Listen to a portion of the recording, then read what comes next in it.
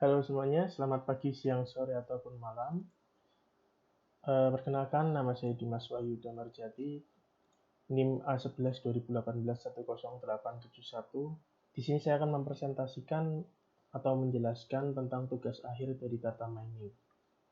Jadi, percobaan atau eksperimen yang saya lakukan di sini berjudul penerapan metode clustering dengan menggunakan K-means untuk melakukan pemetaan potensi tanaman padi di Nusa Tenggara Barat dalam periode 2001 sampai 2018. Adapun latar belakang masalah di sini, seperti yang ada pada PDF, memiliki tujuan di mana kita dapat melakukan pemetaan terhadap sampel dari 10 daerah yang ada di Nusa Tenggara Barat ini untuk melihat perkembangan produksi padi yang ada dalam periode tahun 2001 hingga 2018. Kurang lebih seperti itu latar belakang permasalahannya. Lalu metode penelitiannya pun menggunakan teknik klasifikasi dengan metode clustering. Jadi metode clustering K-means yang saya lakukan pada percobaan ini. Adapun tahap penelitiannya yaitu pertama kita jelas menyiapkan dataset. Jadi di sini saya menggunakan dataset produksi tanaman padi di Nusa Tenggara Barat periode 2001 sampai 2018. Lalu dataset yang sudah kita temukan itu baik melalui internet maupun media lainnya itu bisa kita lakukan pre-processing data di mana kita bisa melakukan atau memodifikasi data yang mungkin mengalami noise ataupun sebagainya sehingga dapat menjadi data yang sesuai dengan apa yang akan kita gunakan pada penelitian ini. Jadi di sini setelah kita mendapatkan data, lalu kita mulai melakukan pengkodingan. Pengkodingan ini saya menggunakan bahasa pemrograman Python. Dengan toolsnya saya di sini menggunakan Google Colab. Caranya pertama kita bisa melakukan import library seperti ini. Lalu setelah itu kita bisa melakukan import dataset, melakukan pengecekan dataset, mengubah dataset ke dalam bentuk array. Ini saya berikan pengkodingannya dulu, nanti untuk hasilnya akan saya tunjukkan di Google Colab. Lalu di sini kita bisa melakukan uji coba clustering K-means-nya. Kita bisa memasukkan jumlah klasternya di sini, di mana saya mencoba memasukkan dengan nilai K-nya sama dengan 2. Ini juga bisa kalian ganti untuk percobaan lainnya, atau menggunakan K dengan K lainnya. Lalu memasukkan centroid-nya ini.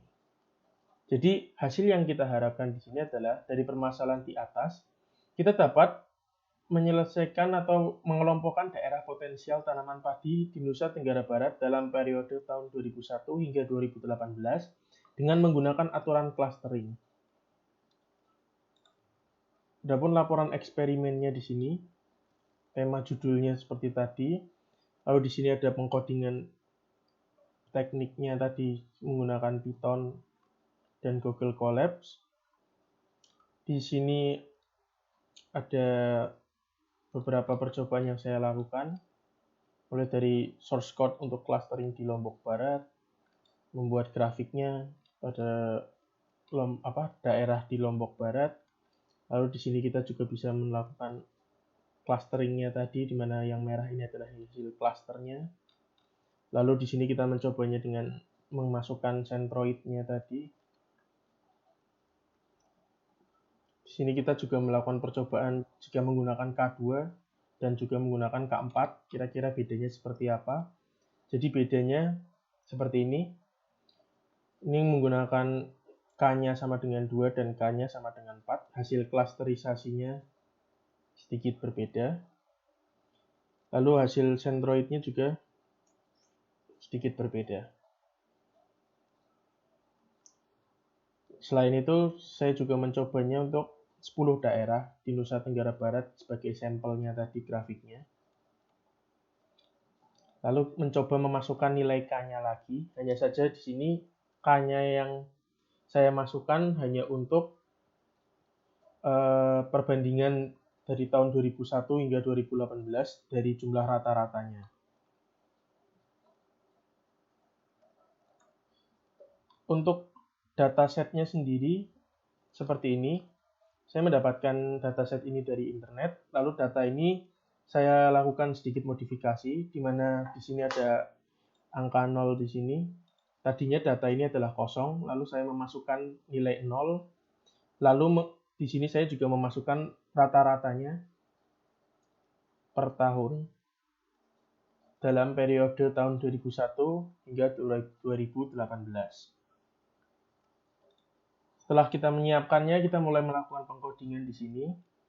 Di sini saya tadi menggunakan Colab, Google Colab, bahasa pemrograman Python. Sini tadi mengimport library yang akan digunakan, di mana di sini menggunakan Matplotlib-nya ini, lalu NumPy, SNP, Pandas. Ketika library-nya sudah diimportkan, lalu kita memanggil dataset yang tadi sudah kita simpan. Sini adalah judul atau nama dari datasetnya tadi. Jika kita berhasil memanggil datasetnya, maka akan keluar indeks seperti ini.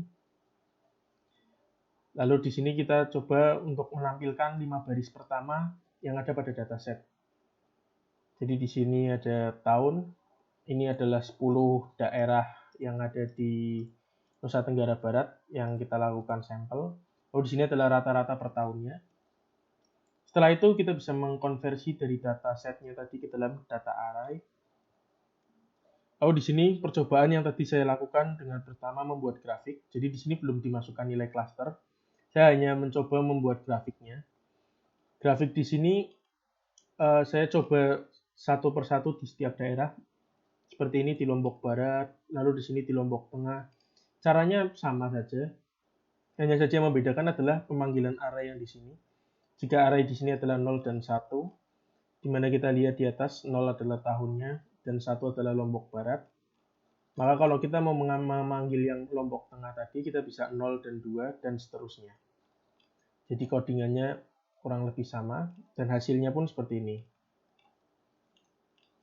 Lalu di percobaan menggunakan Colab ini, saya selain menggunakan 10 tadi, saya coba untuk menghitung rata-rata. Jadi K-means yang saya masukkan di sini adalah K-means rata-rata per tahunnya.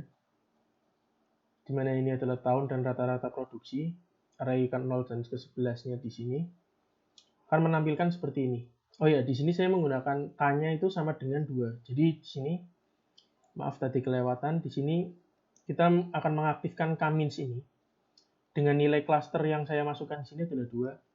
Seperti yang tadi saya jelaskan, di sini bisa diganti 4 atau seterusnya sesuai dengan kebutuhan penelitian atau percobaan ini. Jadi di sini saya mencobanya dengan K sama dengan 2. Lalu jika berhasil akan menampilkan nilai centroid yang telah diperoleh dari generate algoritmanya itu. Lalu di sini memanggilnya, dan ini adalah yang merah ini adalah hasil klasterisasinya. Lalu memvisualisasikan hasil klasterisasi dengan centroid dari masing-masing klasternya seperti ini. Saya masukkan warna hitam di sini. Ini adalah centroidnya. Nah, percobaannya mungkin kurang lebih seperti itu. Jadi yang diharapkan dari percobaan eksperimen ini seperti yang tadi saya sudah bilang di awal. Jadi dari permasalahan di atas tadi, permasalahan tentang produksi tanaman padi tadi, kita dapat melakukan pengelompokan daerah di 10 sampel yang ada di Nusa Tenggara Barat tadi, yang nanti kita akan kelompokkan menjadi daerah yang menghasilkan atau daerah potensial produksi tanaman padi dalam periode 2001 hingga 2018 tadi. Tentunya dengan menggunakan teknik clustering yang digunakan untuk mengelompokkannya tadi. Mungkin sekian penjelasan dari tugas akhir data mining ini.